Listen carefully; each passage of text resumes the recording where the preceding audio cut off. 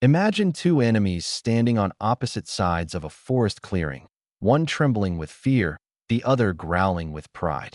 Everyone in the woods knew their rivalry had lasted for seasons, but no one knew the truth behind it. And today was the day everything would change. This isn't just a story of conflict. It's the story of how two sworn enemies discovered something far more powerful than fear. This is the story of Peter Rabbit and the one creature he never thought he could forgive. Peter Rabbit had always believed he was brave. He ran faster than any bunny in the hollows. He snuck into gardens even when Mrs. Rabbit warned him not to, and he faced trouble with a grin. But there was one animal whose presence could turn his courage into chaos: Brindle the Badger. Brindle, with his massive paws and thunderous growl, patrolled the northern side of the forest, chasing away anyone who dared enter his territory. No one knew why he was so hostile, but creatures whispered that even the wind avoided him. That Peter's trouble began one chilly morning as he hopped along the stream, searching for the sweetest dandelions for his sisters. He was humming a tune, unaware that a fallen log had shifted across the forest floor, hiding a scent, Brindle's scent. The moment Peter crossed it, a roar exploded behind him. Brindle charged, sending birds scattering from treetops. Peter dashed, heart pounding, slipping between roots, crossing fallen branches, barely escaping with his tail intact. When he finally managed to hide behind a boulder, he shook with a mixture of fear and anger. Why did Brindle hate every creature? Why couldn't the forest simply be peaceful? That day, Peter made a vow. He would never, ever cross into Brindle's territory again. But fate had its own plans. One afternoon, while returning from Mr. McGregor's garden with a basket full of carrots, Peter heard a frightened squeak. It was Lily, his youngest cousin, trapped under a collapsed patch of thorns near the northern border. He dropped everything and rushed to her side. She was stuck, badly. Peter tried pulling the branches away, but they were heavy. Too heavy for one rabbit. And the forest was quiet. Too quiet. A shadow fell across him. Brindle. Peter froze. His heart hammered so loudly he feared Lily could hear it. Brindle's eyes flicked from Peter to the trapped little rabbit. His growl rumbled through the ground.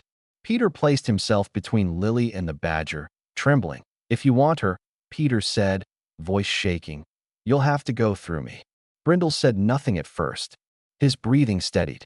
Then, to Peter's shock, he stepped forward, not to attack, but to press his massive shoulder against the thorns. With one powerful heave, he lifted the branches just enough for Peter to pull Lily free, and then Brindle walked away without a word. That moment planted a seed of confusion in Peter's heart. Not fear, not hatred, but curiosity. If Brindle was truly the monster everyone believed, then why had he helped? Peter couldn't sleep that night. Scenes replayed in his mind. The growling, the rescuing, the silent departure. Finally, he decided there was only one way to understand the truth behind Brindle's rage. He had to follow him. The next morning, Peter quietly trailed the badger through the woods.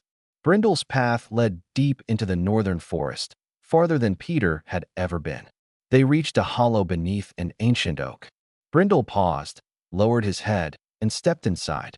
Peter crept closer and peeked. What he saw changed everything. Inside the hollow lay a small, weak baby badger, wrapped in leaves. Brindle nuzzled him gently, a tenderness Peter had never imagined. The cub coughed softly, and Brindle quickly brought him berries, water, and moss for comfort. His movements were full of desperation and love. Peter gasped.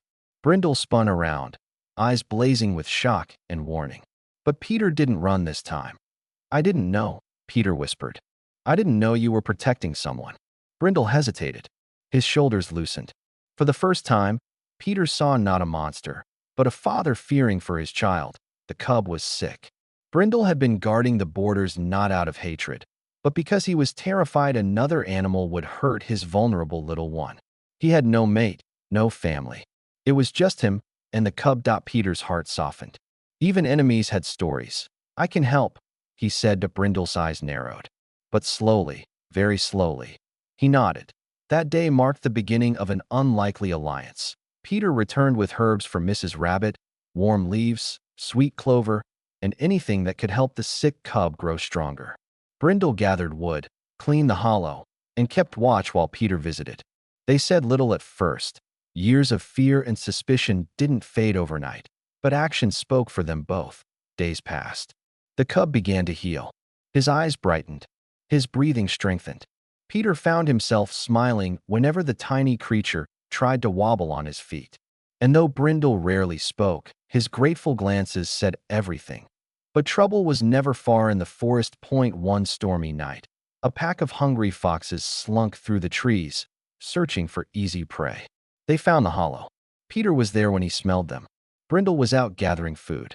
Peter's heart raced. He couldn't fight off foxes alone, but he wouldn't abandon the cub. That he stood at the entrance, trembling yet firm, as the foxes circled. "He's not yours," Peter declared. "You'll have to go through me." It was the second time he'd said those words. This time, he wasn't speaking to an enemy. He was speaking for one. The foxes lunged. Peter braced for impact, but a roar louder than thunder shook the forest. Brindle burst through the trees, eyes blazing as he charged at the foxes.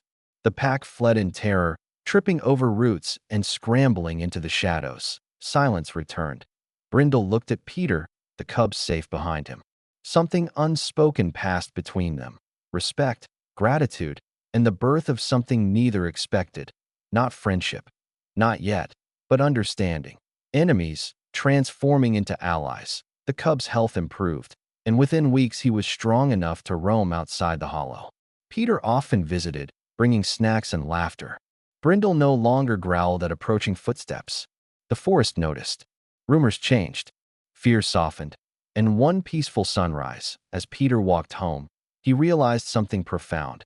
Sometimes the one we fear most is the one who needs kindness the most. The forest was safer now, not because one creature won the fight, but because two enemies chose compassion instead of hatred. And that was stronger than any roar or chase. In the end, Peter Rabbit didn't defeat Brindle, that he healed him. And Brindle healed a part of Peter too, the part that once believed enemies could never change.